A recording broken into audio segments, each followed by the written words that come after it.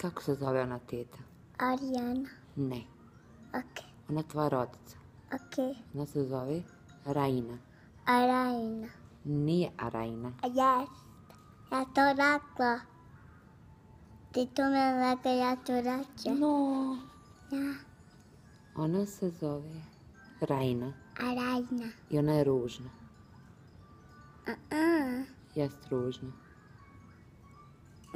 Nije. Je lijepa? Ja sam ružna. Ne daš Raini reći da je ružna? Ok. I kako se zove rodica? Arijana. Nije. Arijana. Ne. Kako se zove rodica? Mala Arijana. Raina. Malija Rana. No. Mala Arijana. A šta si vidjela sliku njenu, jel?